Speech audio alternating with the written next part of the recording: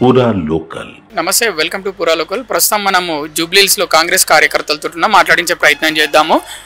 ఎట్లా ఉంది ప్రచారం, ఏమేమంటారు ప్రజలు? ముందుగా మీడియా వారికి ధన్యవాదాలండి.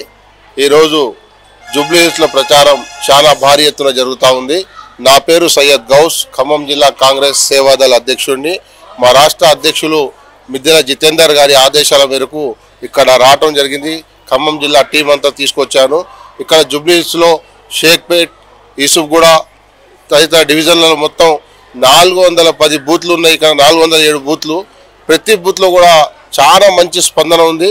నవీన్ యాదవ్ గారు ఒక యువకుడు, తప్పకుండా రానున్న రోజుల్లో మంచి మెజారిటీతో గెలుస్తాడు. ఎందుకంటే ఆయన ప్రజలతో ఒక హిందూ, ఒక ముస్లిం, ఒక సిక్, ఈసాయి లేకుండా, ఒక ఎస్సీ, ఎస్టీ, బీసీ, మైనార్టీ లేకుండా ప్రతి ఒక్కరిని కలుపుకోపోయే నాయకుడు ఎవరైనా ఉన్నారంటే అది నవీన్ యాదవ్. తప్పకుండా నవీన్ యాదవ్కి పట్టం కట్టడానికి ఈ జనం అంతా కూడా తండోపతండాలు కదులుతూ ఉన్నారు.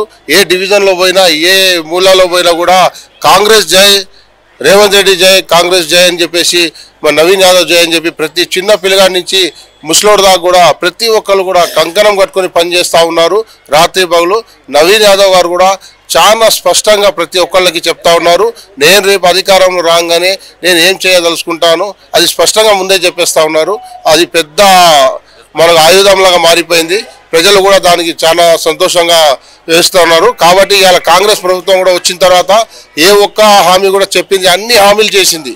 1-2 అరాకొర ఆగినాయి తప్పితే మిగతా అన్ని చెప్పని కూడా చేసింది. ఇవాళ 1 సంవత్సరంలో 70,000 ఉద్యోగాలు ఎవరు ఇచ్చారండి? 10 సంవత్సరాల్లో బీఆర్ఎస్ కనీసం ఒక ఉద్యోగం ఇవ్వలేదండి.